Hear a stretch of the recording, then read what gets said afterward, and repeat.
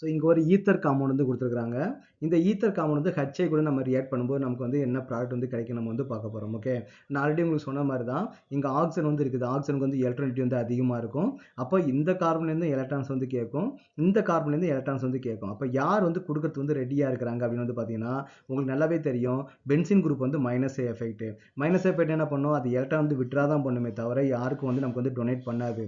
அப்போ இங்கே ஆக்சிஜன் கேட்டோம்னா எலக்ட்ரான்ஸை கொடுக்காது. ஆக்சிஜன்லேருந்து வேணால் நமக்கு வந்து எலக்ட்ரான்ஸ் வந்து நமக்கு வந்து அது வாங்கிக்கும். ஓகே, அப்போ ஆக்சிஜன் எலக்ட்ரான் கேட்ட உடனே கொடுக்குறது யாருன்னு வந்து பார்த்தீங்கன்னா இந்த மெத்தில் குரூப் தான். இதுக்கு தான் நமக்கு வந்து என்னது ப்ளஸ் எஃபெக்ட். அப்போ எலக்ட்ரான்ஸ் வந்து இங்கே கொடுத்துருச்சு அப்படின்னா அப்போ என்ன ஆகுன்னு பார்த்தீங்கன்னா இங்கே வந்து நமக்கு வந்து மைனஸ் சார்ஜ் வந்து கிரியேட் ஆகிடும், இங்கே பாசிட்டிவ் சார்ஜ் வந்து நமக்கு வந்து கிரியேட் ஆகிடும். அப்போ இந்த பாண்ட் வந்து நமக்கு வந்து பிரேக் ஆகுது. இந்த பாண்ட் நமக்கு வந்து பிரேக் ஆகுது. இங்கே மைனஸ் வந்து நமக்கு இந்த எலக்ட்ரான்ஸ் வந்து அதிகமானனால இங்கே மைனஸ் வந்து ஃபார்ம் ஆகுது, இங்கே ப்ளஸ் வந்து நமக்கு வந்து ஃபார்ம் ஆகுது.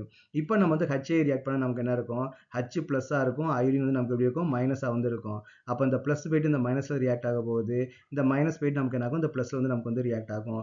அப்போ நமக்கு வந்து என்ன ப்ராடக்ட் வந்து கிடைக்கும், ஒரு பென்சைல் அயோடைடு வந்து கிடைக்கும். ஒரு CH2I வந்து நமக்கு வந்து கிடைக்கும். ப்ளஸ் வந்து நமக்கு வந்து பார்த்தீங்கன்னா ஒரு ஃபீனால் வந்து நமக்கு வந்து கிடைக்கும்.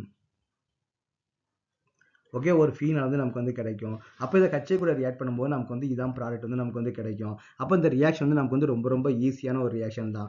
அப்போ அந்த எந்த பாண்ட் நமக்கு வந்து உடையும், ஆக்சிஜனுக்கு 2 பக்கமே கார்பன் தான் இருக்குது. அப்போ எந்த பாண்ட் உடையும் நீங்கள் கரெக்டாக கெஸ் பண்ணிட்டீங்க அப்படின்னா இதுலேருந்து நம்ம ப்ராடக்ட் எழுதுறது நமக்கு வந்து ரொம்ப ரொம்ப ஈஸி.